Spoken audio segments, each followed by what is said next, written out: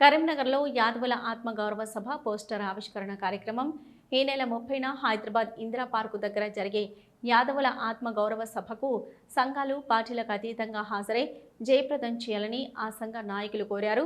ఉదయం 10 గంటలకు కరీంనగర్ పట్టణం కటా రాంపూర్ హనుమాన్ టెంపుల్ వెనుకాల పవన్ రెస్టేజ్లో యాదవ సంఘాల జేఏసీ ఆధ్వర్యంలో జరిగే పోస్టర్ ఆవిష్కరించారు. ముఖ్య అతిథులు బీసీ జనసభ రాష్ట్ర అధ్యక్షుడు D Rajaram Yadav, ex ZPTC BRS party రాష్ట్ర నాయకులు గంట రాములు యాదవ్, అతిథులుగా అఖిల భారత యాదవ మహాసభ రాష్ట్ర కార్యదర్శి లోడంగి గోవర్ధన్ యాదవ్, తెలంగాణ యాదవ జర్నలిస్టు అసోసియేషన్ రాష్ట్ర అధ్యక్షుడు మేకల కృష్ణ యాదవ్ తదితరులు హాజరయ్యారు.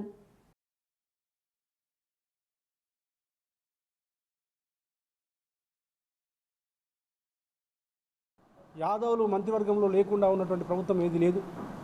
మొట్టమొదటి ప్రభుత్వం రేవంత్ రెడ్డి గారు ఘనత వహించిండ్రు, కీర్తి గడించిండ్రు. యాదవులు లేని మంత్రివర్గాన్ని మరి వారు లీడ్ చేస్తున్నారు. అందుకోసం మేము రాహుల్ గాంధీ గారికి, రేవంత్ రెడ్డి గారికి విజ్ఞప్తి చేస్తూ ఉన్నాము, డిమాండ్ చేస్తూ ఉన్నాము. యాదవులకు వెంటనే మంత్రివర్గంలో స్థానం కల్పించాలి. యాదవుల జనతామస ప్రకారం మరి వాళ్ళకి నామినేటెడ్ పదవులు కేటాయించాలి. అదేవిధంగా రెండవ దశ గొర్రెల పంపిణీ కార్యక్రమాన్ని చేపట్టాలి. అదేవిధంగా యాదవులకి మరి కార్పొరేషన్ ఏర్పాటు చేసి 10,000 కోట్లని కేటాయించాలి.